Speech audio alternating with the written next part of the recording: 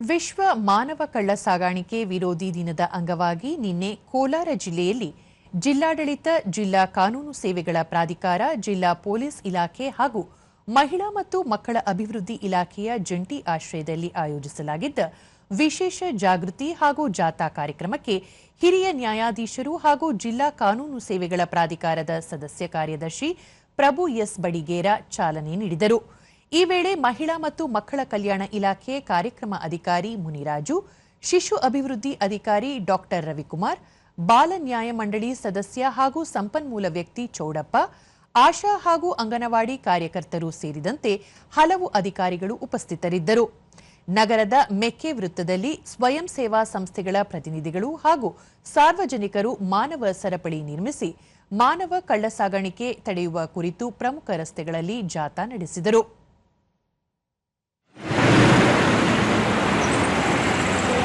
ತಡೆ ಆಚರಣೆ ದಿನಾಚರಣೆಯನ್ನು ಹಮ್ಮಿಕೊಂಡಿದ್ದು ಈ ದಿನ ಈ ಕಾರ್ಯಕ್ರಮ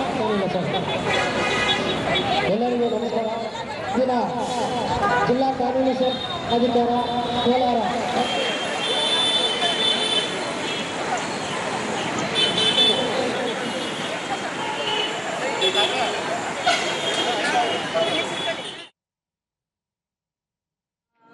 ಕರುಣಾಡ ದೀಪ ಸಿರಿ ನುಡಿಯ ದೀಪ.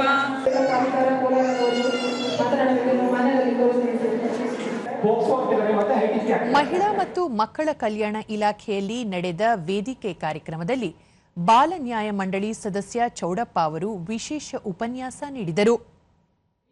ಅತಿ ಹೆಚ್ಚು ಟ್ರಾನ್ಸಾಕ್ಷನ್ ಆಗ್ತಾ ಇರೋದು ಈ ದಿನ ಮಕ್ಕಳನ್ನ ಈ ವೃತ್ತಿಗೆ ಬಳಸಿಕೊಂಡು ದುಡ್ಡನ್ನ ಟ್ರಾನ್ಸಾಕ್ಷನ್ ಮಾಡ್ತಿರೋದು.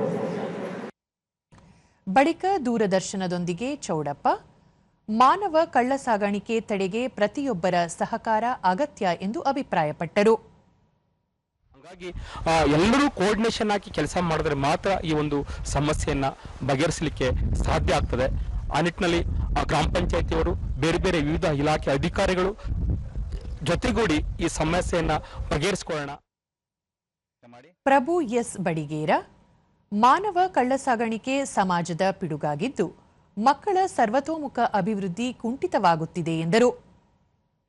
ಗಾರೆ ಕೆಲಸಗಳ ಮಾಡೋದಕ್ಕೆ ಹೆಲ್ಪರ್ಗಳಾಗಿ, ಸಹಾಯಕರಾಗಿ ಕೆಲಸ ಮಾಡಲಿಕ್ಕೆ ಅವರಿಗೆ ಒಂದು ನಿಯೋಜನೆ ಮಾಡ್ತಾರೆ. ಮತ್ತು ಇದರಿಂದಾಗಿ ಈ ಒಂದು ಮಕ್ಕಳ ಒಂದು ಶಿಕ್ಷಣ ಒಂದು ಕುಂಠಿತಗೊಳ್ಳುತ್ತದೆ.